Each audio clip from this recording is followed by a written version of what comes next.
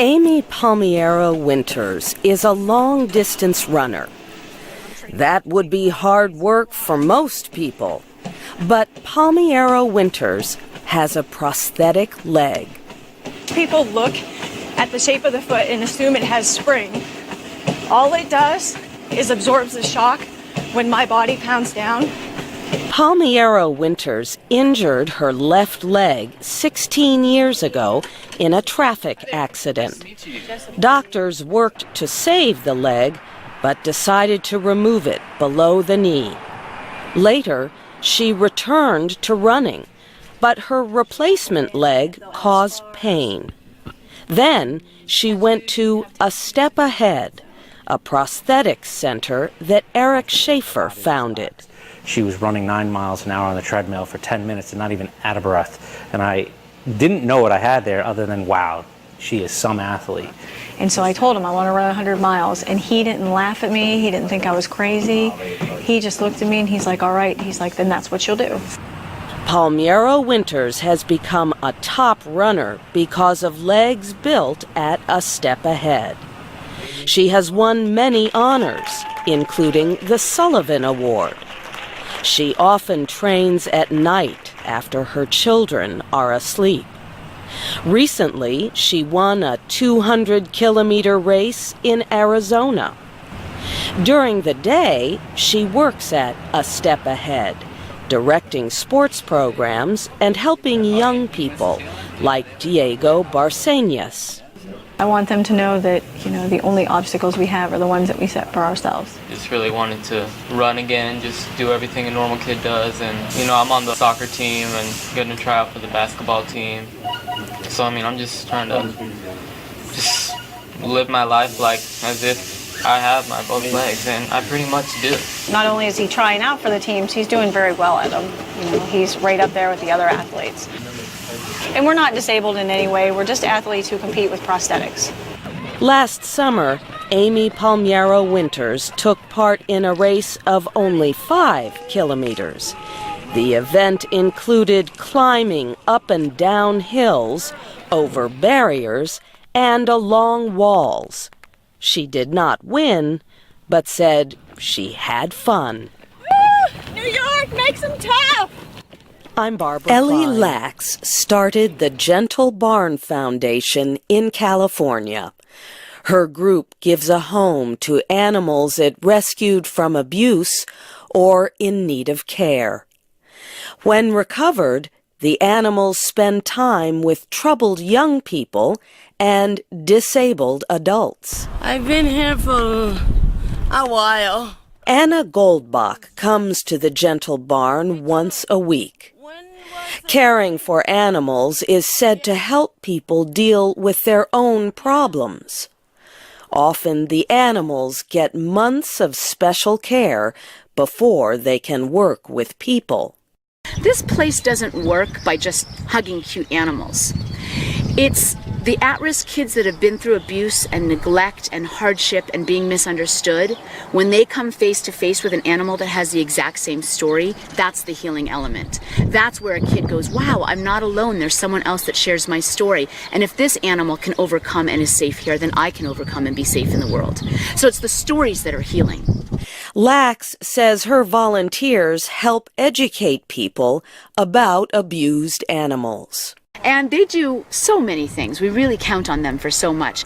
Like I said, all the horses are groomed at 10 o'clock every day, so we've got volunteers that come and groom the horses.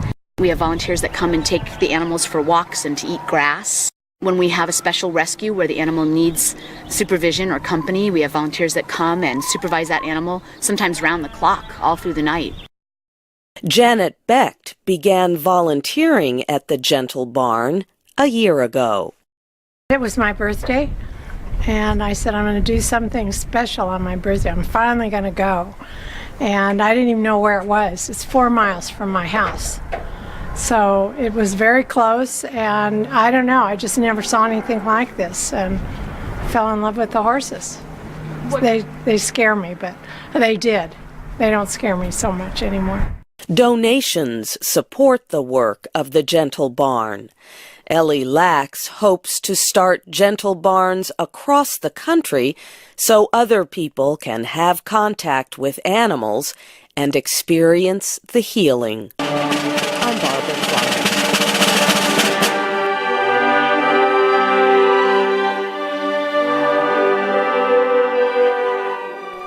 Matthew Martz has always loved music. Matt was a high school student when he formed the Student Symphonic Orchestra of Fairfax. It began with 12 friends from school. One of them was Michelle Bowie. Matt is one of my very good friends, so I did it as a friend, but also because I love playing the violin. Michelle likes the orchestra because its members choose the music they will play. We've played some pop music. We're playing Phantom of the Opera. We're playing John Williams, who's a famous composer who did like Indiana Jones and Star Wars and Superman, in addition to the classical music. Lizzie Culbertson plays French horn. It has a really, really versatile sound, first of all. I can do so many things with it. Like, it can be really pretty, or it can be really angry, and it can go high or low. And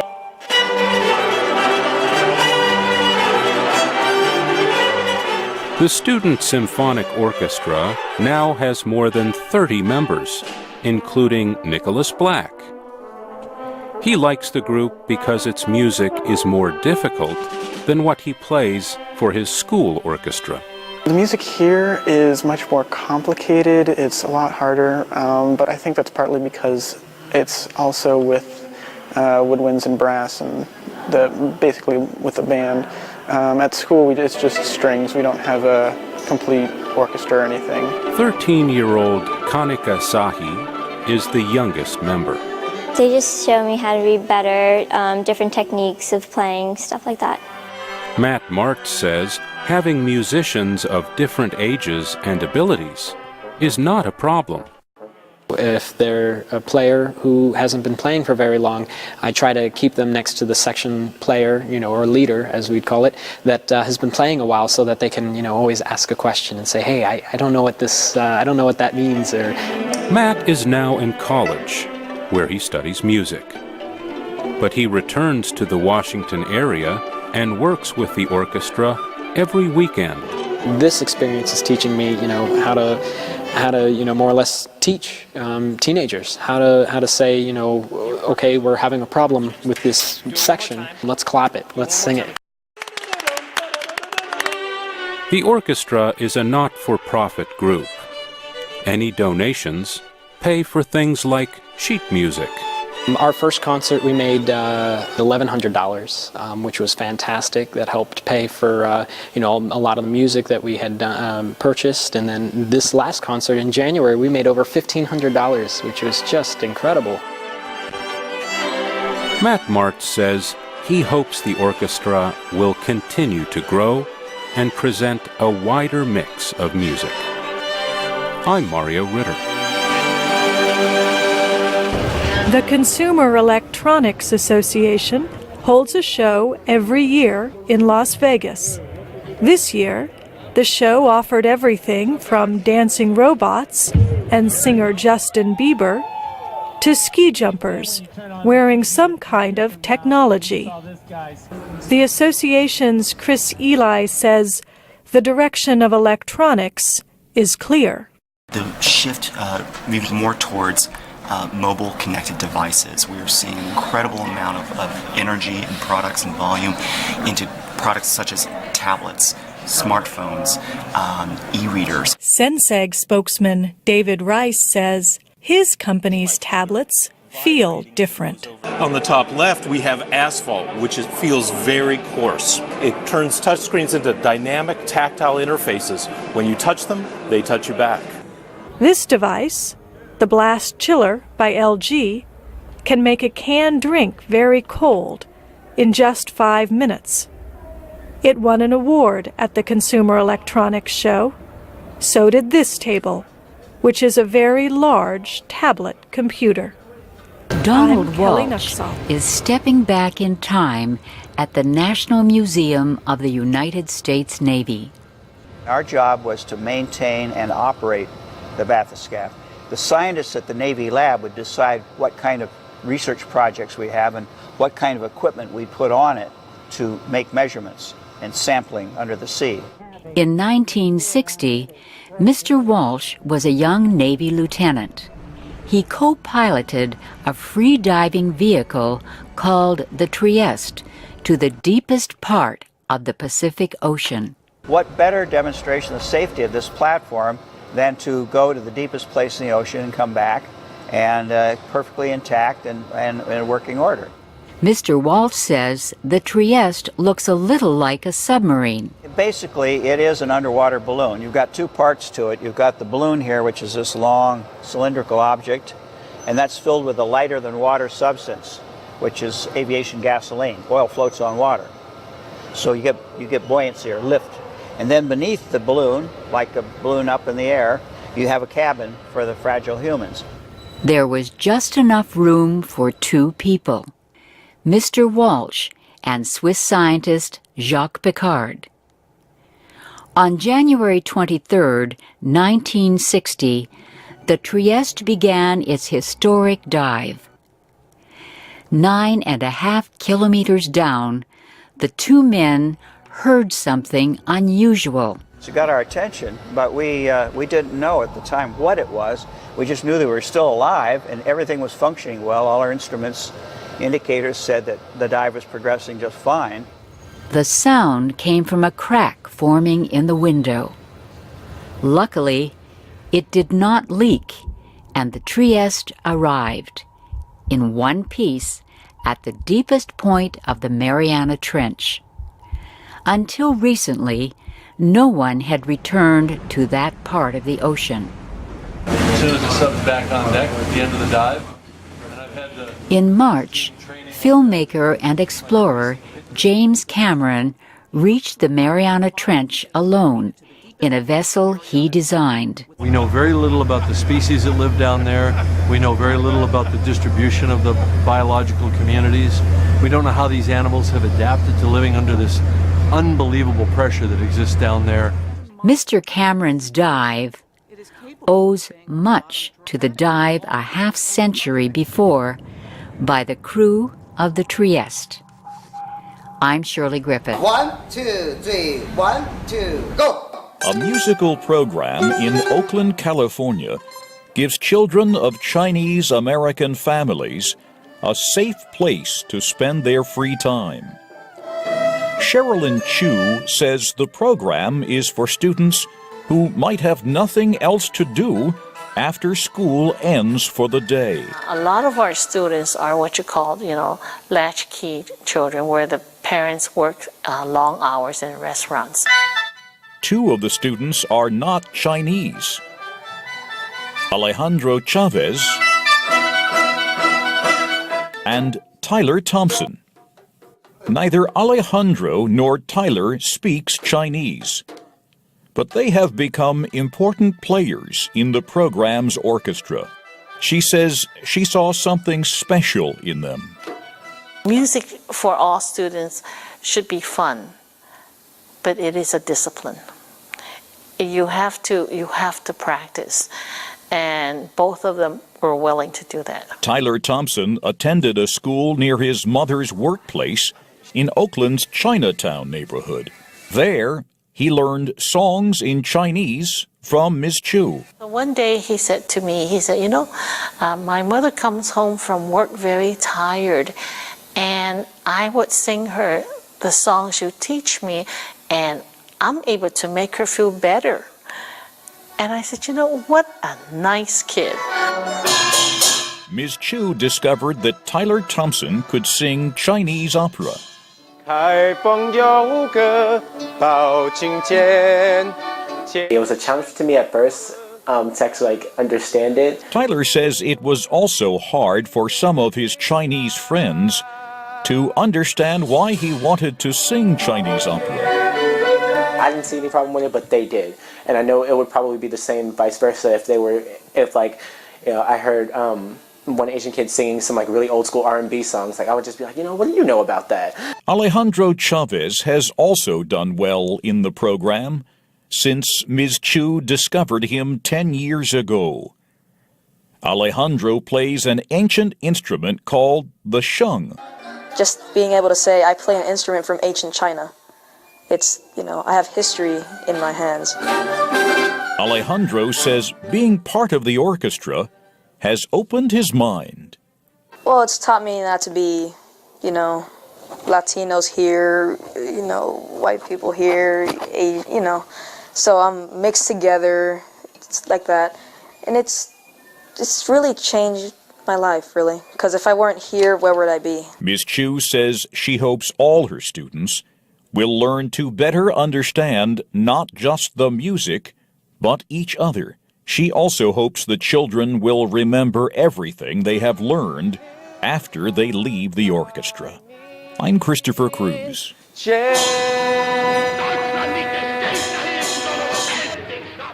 Adolf Hitler was in serious trouble. Allied forces were attacking from the west. Soviet troops were passing through Poland and moving in from the east. And at home, several German military officials tried to assassinate him. Get the full story and learn English. Jason Kenyon loves playing video games, but his parents think he spends too much time with the games. Jason disagrees.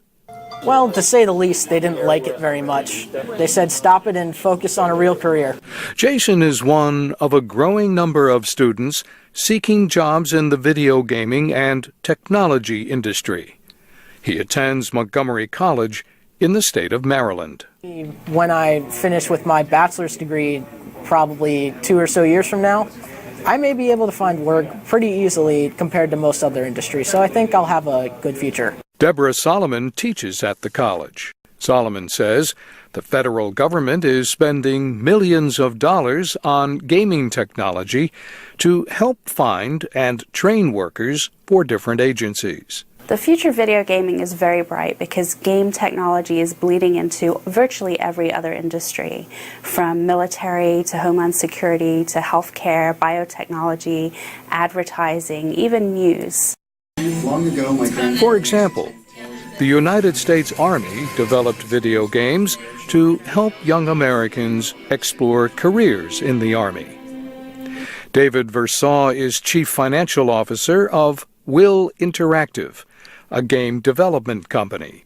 It's a great medium to reach people. People and academics are starting to understand the power of gaming.